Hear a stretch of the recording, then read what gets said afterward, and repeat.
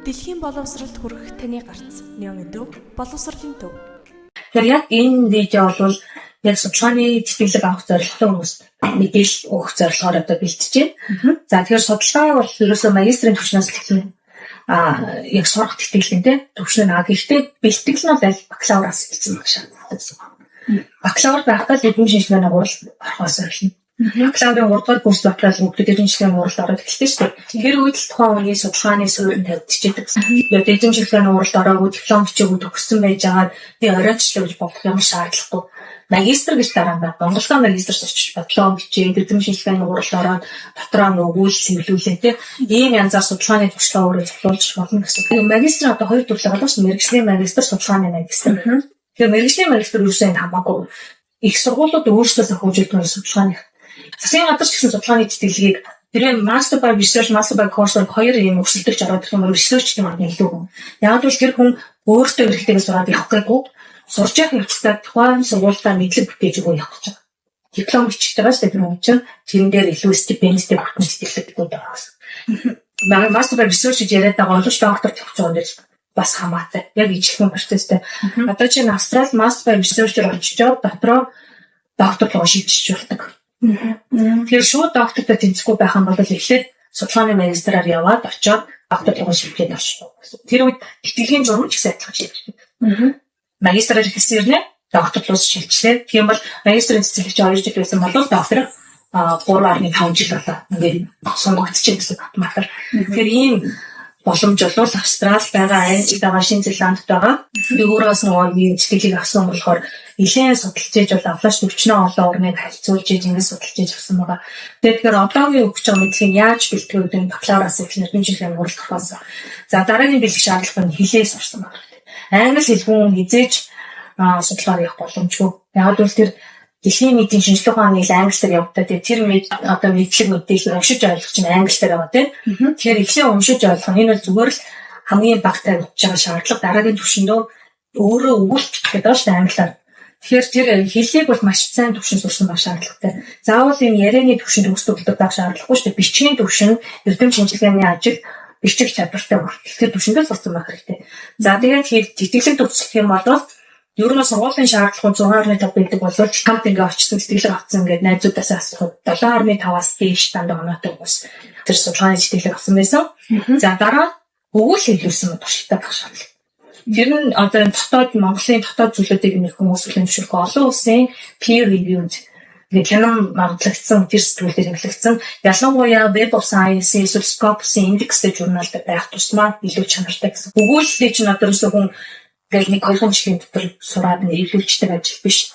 Аль нөгөө бакалавр диплом бичсэн, магистр диплом бичсэн, Монгол эрдэм шинжилгээний гуралд орж исэн, ном бичсэн, өгүүл бичсэн энэ олон туршлагын дараа л энэ олон улсын ямруу ордог. Ийм дараагийн түвшин юм баггүй. Тэгэхээр өгүүл гаргачих юм бол за энэ хүн үнэхээр яг судалгааны суурьтай судалгааны чадвартай байна гэдэг бүрэн одоо баталж харуулж байгаа гэсэн. Гэхдээ өгүүлэлээ өөрөө нэгдүгээр автор юм байна. Нэгдүгээр сахивч. Тэгэхээр олон улсын энэ журналуудын хэвлүүлэхэд маш их шаардлага тавьж өгсөн шаардлагыг тавина. Чи яг өөрөө нэгдүгээр автор нь үү? Яг өөрөө хийсэн нь гэдэг олон зүйлүүдийг шалгах. Тэгэхээр нэгдүгээр автораа хамгийн багтаа 1 2 тавил бүс тийм өгүүлэлттэй байхад бол тэр сэтгэлэг өрсөлдөх боломж чинь нэг. Ер нь өгүүлэлгүйгээр судалгааны сэтгэлэг авах нь баг байхгүй. За дараа нь бол ажлын туршлага байх хэрэгтэй. Тэр судалгаанд байгаа тэр чиглэлийнхаа дагуу ажилласан.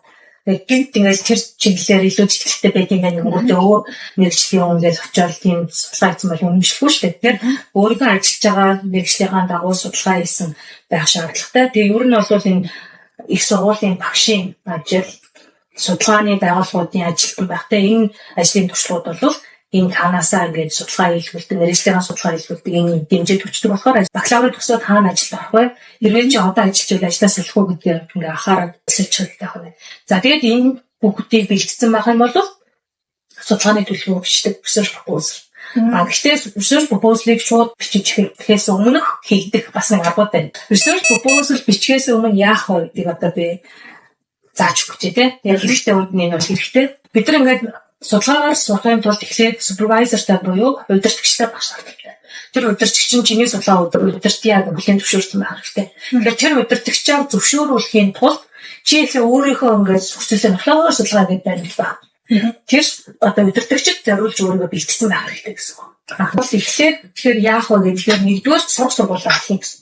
Тэгээ яг аль орнд сурах юм ингээд. Тэгэхээр нөө судлаа сурч байгаа юм бол нөгөө англи, австрал, шинэ зеланд энэ гурван орны зэрэг ингээд судлах хэрэгтэй. Яг үл энэ судалгааны хоорондоо холбоотой мэрэгчдэг болохоор үсээ энэ гурыг хамт судлаад авчих болно гэсэн. Сурах сургуулиас сонгоно. За сурах сургууль дотор салбар сургуулиас сонгоно. Энэ салбар сургууль дотор миний мэрэгчлээ авах. Чиний бакалавр мэрэгчлээ чинь дүүцэх хэрэгтэй, холбогдох ямар нэг байдлаар. За тэгээд салбар сургууль дотор боломжит удирдагч багшуудаас сонгоно гэсэн. Ийм багш нар байгаа юм байна. Энэ багштай холбоотой судалгаа явуул миний одоо нэг background тийм миний ажлын болон судалгааны туршлага илүү нийцж өгөх юм байна. Боломжит удирдагч багш нарыг жагсаалтаа гаргана гэсэн.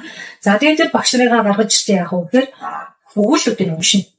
Энэ багш яг юу бичдэг юм бэ? Ямар төвшин бичдэг юм бэ? Тэгээд тэр хүний бичсэн зүйлүүдийг ингээд судалж мэдээж ойлгож авах. Тэгэхээр дөнгөж судалгаа болж байгаа юм бол нөгөө пейпер уншиж ойлгохгүй шүү дээ. Пейпер гэдэг чинь өөрөө нэг үг нь л цаанаа ингээд томьёологдсон. Нэг үг цаанаа өөр утга илэрхийлдэг. Ийм юмнууд байгаа. Тэгэхээр эхэндээ ойлгохгүй байвал англи хэлний мэдлэг муутай дээр биш. Тухайн мэргэжлийн мэдлэг байхгүй байсан.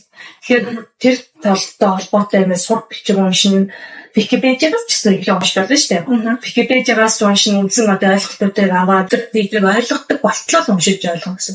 Тэгээ ойлгохгүй хүмүүс нөгөө сурсан хүмүүс байгаа. Аль хэдийн доктор, магистр авгалцсан хүмүүсийн олон бүрэн биш гэх тэндээс ч зөвлөгөө аваад би энэ пейперийг ойлгохгүй энэ ямар санаатай би энийг яаж ойлгохгүй гэдэг зөвлөгөө аваад яваад байх хэрэгтэй.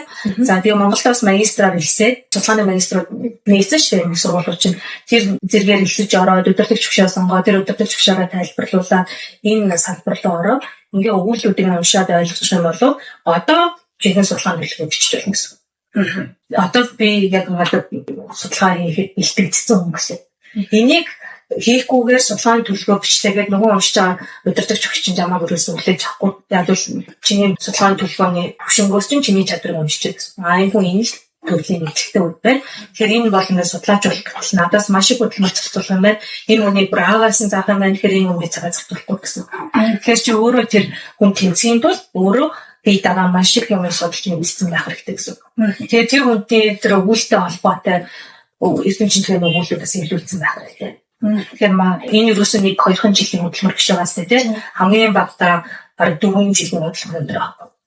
Гэхдээ дараа нь авах тэтгэлийн хэмжээ гэж өөрөө чи эзэж бараг ингээд төлж авахад их мөнгөнд яригдж байгаа тийм том тэтгэлэг чи өөрөө бэлдэж байгаа болохоор энэ хөдөлмөрийг гаргахаас хэрэгтэй. За ингээд супервайзерлогоо ингээд судалгааны төлөвлөгөөгөө биччихлээ. Чи нөгөө супервайзерудаа сонгоцсон шүү дээ. Одоос ч ингээд нөгөө нэг имэйл бичих үйл явц хийх байхгүй. Би IELTS ийм оноотой. Би ийм төлөвлөгөө биччихлээ. Би ийм өгүүлбэр нэвлүүлжтэй. Би ийм ажил төрөл эрхэлдэг ийм Монголын ийм хүн байна. Миний судалгаа удирдаад өгөөч. Ингээд 100 хүн бичсэн. Одоо би өөрөөр туршлага бас яриа. Тэгээ 100 хүн рүү баг ингээд 100 хүн бичиж чадж байгаа. Бараг 90 хариухгүй. За уус штэ. Аль тараал тэр хүн рүү чинь зогсоо загвар дэлхийн ертөнцөөс те бүхэл орноос тийм хүмүүс хүсэл явуулж байгаа гэсэн. Чи өөрөө ямар ингээ анхаарлын татгууд сонирхолтой байж чиний имэйлийг нээж уншин. Тэрнээс хүн болгоно хүсэлтэй явуулж байгаа штэ. Тэгэнгүүт 10% хариу. Зарим нэг миний ингээд энэ жилийн квот өрцөн ч юм уу эсвэл би одоо завгүй байгаа ч юм эсвэл чиний судалгаатай арай нийцэхгүй байна ч юм уу янз бүрийн хөшүүнүүд өгөн хариунуудаа. За тэгвэл 10-аас 5 үлдлээ. 5 дотроос зарим нэг ярилцсан.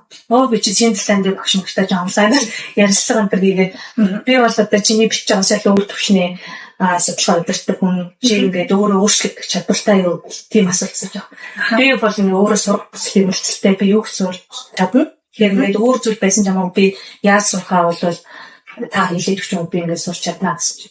Гүн зөв хариултаа. Яг л юм судалгаа хийхдээ. Тэр маш их зөвшөөрсөн хийж ингээд ярилцлагаар орно гэсэн. Тэгээд яг намайг өдөрсөн өгшөл ерөөсөө би research proposal явууллаа. Маргааш нь зөвшөөрсөн цай гэсэн. Тэгээд би дараа нь чи яагаад тэгч вэ гэсэн чинь залуудад бичижсэн өгүүлсэн миний нөгөө зөвшөөржсэн өгүүлэлтэд нэлээд тустай агуулгах байсан. Тэгэхээр нөгөө нэг тэр чиглэлийн юмнуудыг уншаад байсан чи тэр багшийн ихтгэл үнэмшилтэй төстэй юм. Угсаал нөгөө зам төлөвлөгөөр ч юм уу тэр төстэй юм гараад ирж байгаа байхгүй. Тэгэхээр нөгөө нэг энэ хүүхдтэй би ойлголцсон юм гэж ингээд тэгээд зөвшөөрсөн байх хэрэгтэй. За тэгээд зөвшөөрсөн бас нэг шалтгаан намайг аль зам өөртөө байсан. Тэгэхээр нөгөө хэлний асуудал үүсэхгүй байх гэж бодсон. Бас нэг нь би 2 нөгөө өгүүлэлт хийсэн байсан. эрдэмтэн.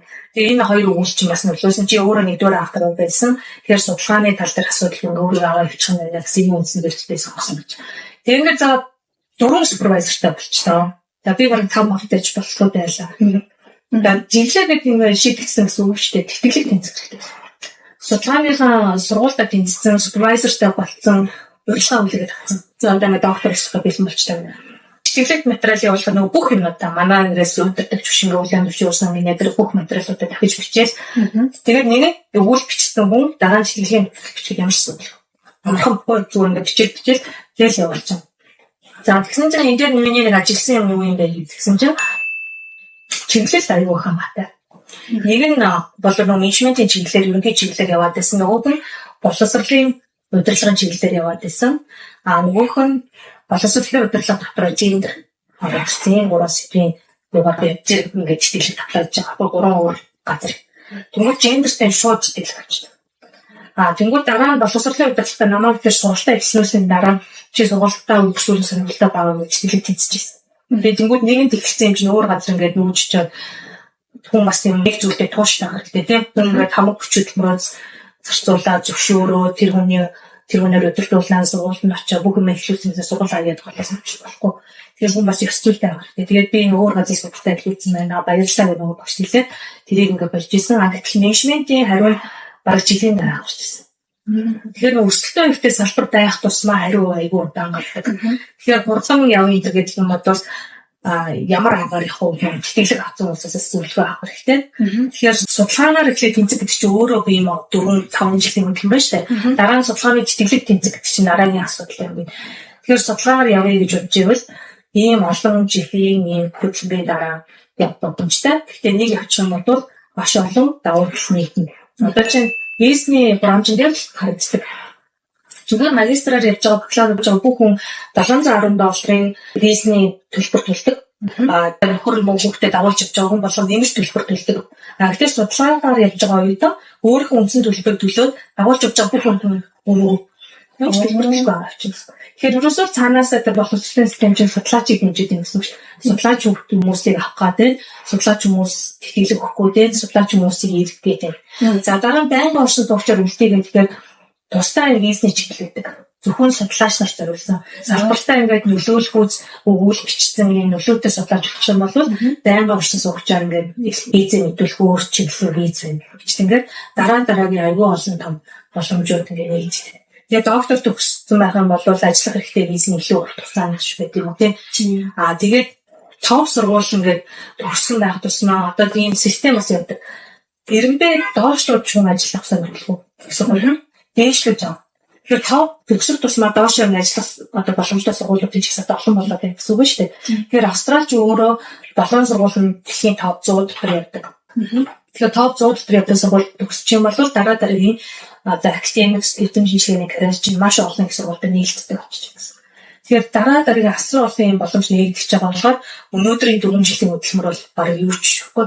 Тэгэхээр ерөөсөө амьдралаа шийдэж байгаа болохоор судалгааны тэтгэлэг одоо сонирхож байгаа ийм ур чадвар юм чадамж потенциал байгаа залуучууд байх юм бол энэ чиглэл өөрөөсөө л анханаас зүрх сэтгэлээ шулуудаж ороод цогцоо цаг үеэсээр яж байгаа л юм хэрэгтэй.